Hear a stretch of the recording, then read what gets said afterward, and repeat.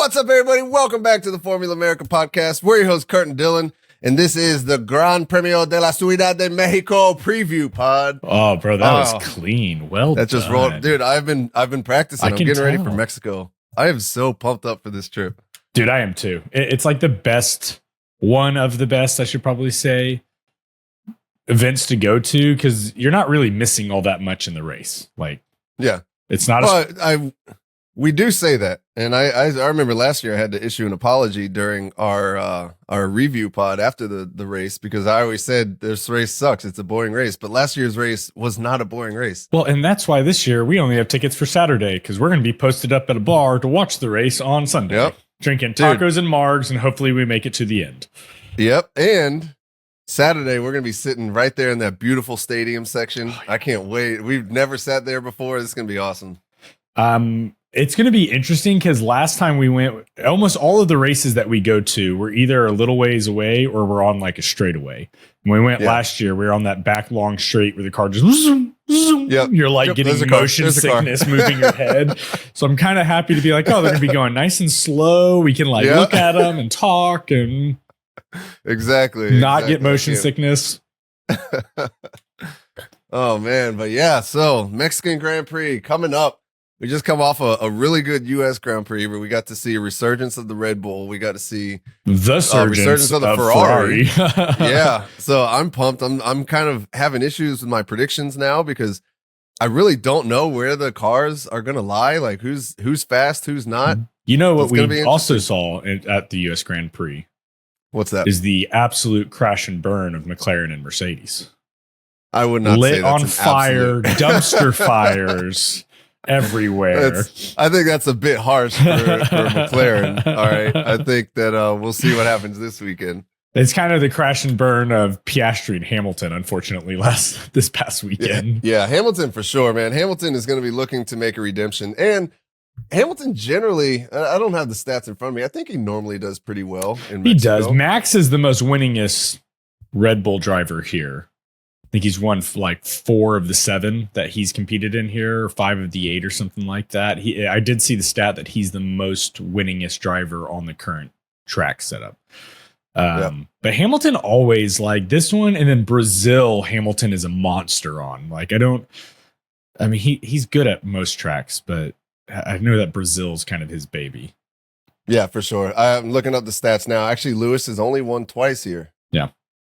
I thought it was more. And yeah, you got Max 1, 2, 3, 4, 5-time winner here. So this is statistically, this is Max's track.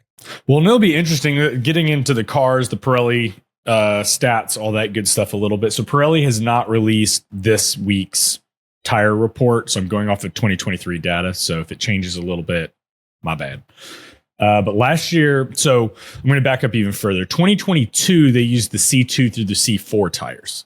And everyone ran softs and mediums and did a one-stopper because of how forgiving this track is. And so last year, Pirelli was like, hey, we're bringing the softest tire lineup.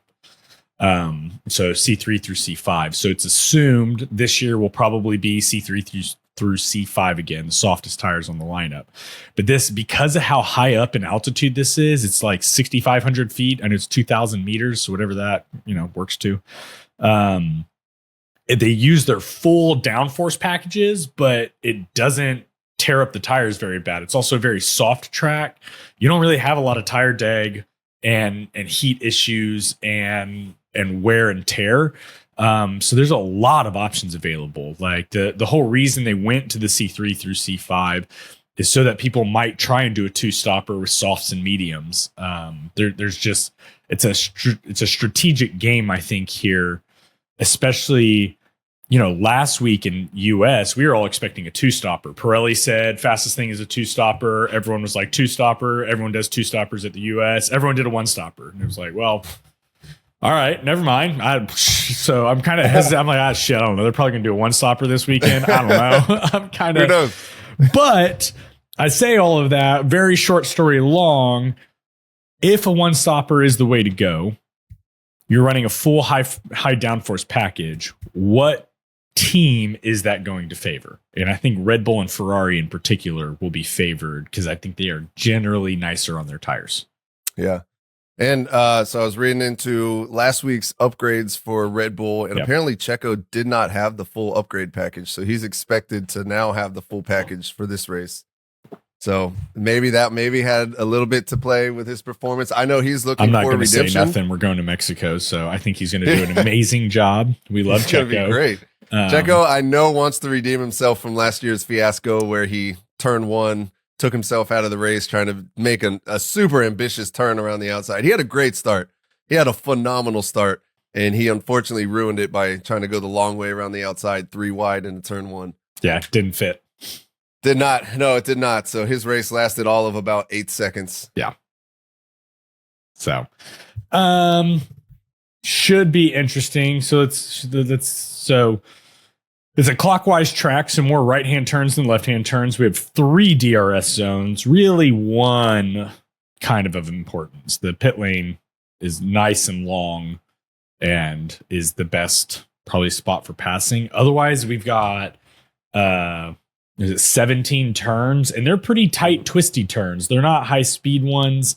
They don't really set up well for passing. Like most passing is done on the long pit lane straight here. Yep. Valtteri Bottas holds the lap record in 2021 at 1:17. Got 71 laps. I think that's it. That's all the details about the track. Yep. Anything I'm missing? And we're gonna have pretty decent weather. Partly cloudy, highs in the low 70s. Oh, it sounds real nice. So it's gonna be real nice. Might have to pack a jacket. Might have to, yeah. I'm excited though, man. This is going to be fun. I love Mexico City. You and I had so much fun last time we went there. Yeah, it's definitely a vibe over there. And what's crazy, and we kind of spoke about before, is just the massive amount of support for Checo and Red Bull. Yeah. Like that city, as soon as you get off the airplane, there's billboards, Checo Perez billboards everywhere. Everybody's wearing Red Bull shirts. Like you almost feel like in danger wearing anything other than Red Bull walking around the streets. It's like I just want to like put a regular coat on over my McLaren shirt, and once I'm inside the track, take it off, Every time Checo goes around the track, it's like a wave of people standing and cheering. It's like he could be, a lap down by himself and everybody's going to stand up and cheer as soon as he comes by. It's just awesome. The passion that fan base has is incredible. I'm definitely pumped to be part of that again. All right. Should we get into our predictions? I'm ready, man. I'm stop stalling now because I'm not confident. I'm really not. After last weekend, I don't know what to do anymore. Yeah, I agree. I think that we might have some overlap, although I tried not to. But every time you and I both try not to, we end up having the same alternate thoughts as well. So, well, I actually don't think there wasn't the same thought process in my picking this time, okay. So we might be different. We might be. Well, then, I guess we'll find out. Who do you have on pole? On pole, I got Charles Leclerc on pole. Dock it. Do you really? Oh. Yes, I have Leclerc on pole. All right, Max. I'll change mine to Max. We're gonna be different. Oh man, Charles Leclerc. Verstappen on. He was on pole last year too, wasn't he? I know his Ferrari won too. Yep. Yeah, he was. I'll put Verstappen there just to be different. All right. But if we have the same P3, you have to change. All right. P3, I have Oscar Piastri. Oh, thank God. I have Carlos Sainz. All right. P2, I got old Maxi boy. Yeah, I do too. Okay. Oh, interested to see. P1, I have Lando Norris. Charles Leclerc. Okay. All right. And I will say, I think that I'm feeling there's going to be a return to form for the McLaren on this track. That's why I have Lando up there. Can you tell me why you're feeling that way? You're just throwing it into the atmosphere, or is there logic behind it? I don't know if you want to call it logic, but just looking at everything that's been leading up to this, I think that last week was kind of a one-off. It was that track didn't really suit them that well. So that's why I have a double McLaren podium this time. But then again, I had Leclerc on pole. I have him dropping all the way off the podium. Yeah. Just because I still think that Red Bull with Max and his track record here, I can't discount him. So yeah, but I don't think he's going to be able to do it against Lando. It'll be interesting. I'm really curious to see how Lando does this week with all of the of the backlash he's got for the lack of aggressiveness. I'm really, I feel like the pressure is getting turned up. We now have 5 races left. This might be his one opportunity to win a world championship. And I don't know if I'm sure he realizes that, of course, but like, I'm curious how he's going to handle the pressure. I just hope that his aggression pendulum doesn't swing so far to the other side that he becomes reckless and does something dumb. Like I hopefully don't see he'll him find doing a good that, but yeah, it's I don't know. That's we'll tough. See. Yeah, it is. It's a hard track. Yeah, it definitely is. Let's go on to the wild card. We're gonna have first lap safety car. You have a first lap safety car? First lap safety car. Ooh.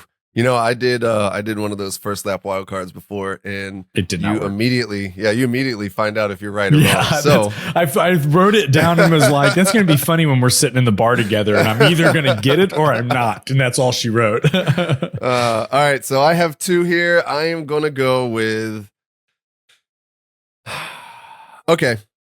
I'm going to give it to him. I'm going to go with a Checo Perez top 5. And as I'm saying that, I am less confident. Yeah, it's a bold move. But since we're going to Mexico, we have a Mexican fan base. I like where your head's at. All right. Yes. Checo Perez top 5. He's going to have a return to form. I don't think he'll be on the podium, but I think he'll have a good race. I like it. What was your alternate? I'm curious what you were trying to decide between. My alternate was I was going to go with double points for Haas. That'd be cool. Haas is very much moving into the midfield strongly. Yeah, they are experiencing a resurgence, I would say. I feel like there's new energy around that team right now, and I'm really excited for, what the future has to hold for them. Yeah, I totally agree. So it's fun to watch. Do you think Nico Hülkenberg is starting to regret his decision to go to Sauber? I think he's been regretting that decision for a hot minute now. I feel like next year when Ocon or Behrman puts that Haas on the podium, Nico is just gonna throw up his hands and he's just gonna walk off the track. I'm done. And he's sitting there in P19 in his bright lime green car or whatever it's gonna be next year. Oh man, did you see? Totally, it's along these lines, but blew my mind. Did you see Liam Lawson's comments about Alonso? No, I don't think so. So for whatever reason, when they kind of got in that little kerfuffle from quali or sprint, whatever it was, and you saw them talking to each other after the race, and Alonso was pretty animated. So apparently Liam Lawson was talking to a New Zealand news crew, and they're like, "Hey, what did Alonso say?" And he said that Alonso gave him a hard time about his career decisions, and he's like, which I kind of laughed at him, and he was like, "Yeah, because you've made great ones in the past." And it was like, "Oh man, like shots fired, bro!" Like, and you know what? I love that because he's the new kid on the block, but he's not going to let somebody like Alonso bully him. Yeah. And I mean, we see even sitting out for over a year, he hasn't been in an F1 car in a competitive capacity. And for him to make some of the moves that he made, like going around the outside of turns and just sticking it there, like you could tell he's hungry and he wants it. And I love that he's not going to go easy and be timid. And so I don't know, like even last year when he came in, we talked about how he might be, the next big thing. I think it's going to be interesting to see if he continues this arc, the come up in the battles with him and Piastri. Because I think those two could be like the Lewis and Max or something like that, like. Well, I don't even know about Lewis and Max. I more think like Max and Leclerc and even Norris, like that group is all the same age. We're kind of, you have the old farts of Lewis and Alonso still there. And then you have that mid crew that all grew up in karting together. And now we're kind of getting to see that next wave of same age coming in that I think will be really interesting. As they do something similar. We'll see if friendships last or if they're giant emotional crybabies like some McLaren drivers are. I don't know if our friendship's going to make it because he popped my tire. You're going to leave Lando alone, okay? He's sensitive, all right? He's sensitive. All right, well, I'm pumped, man. I got to go pack. I'm leaving like in the morning. I haven't packed yet. So I don't know if you got anything else for this one. That's all I got. I could probably talk a little more smack, but you'd beat a dead horse at this point. We're done. You're talking too much about Lando. If you guys like this podcast, make sure you leave us a rating and a review. Share it with a friend if you can. Follow us on Instagram, Formula_America. You can check out some of our our adventures in Mexico City this weekend. But yeah, man, unless you got anything else, I think that might be it. So on that note, Stay classy, America. we'll see you next time. He is a crybaby.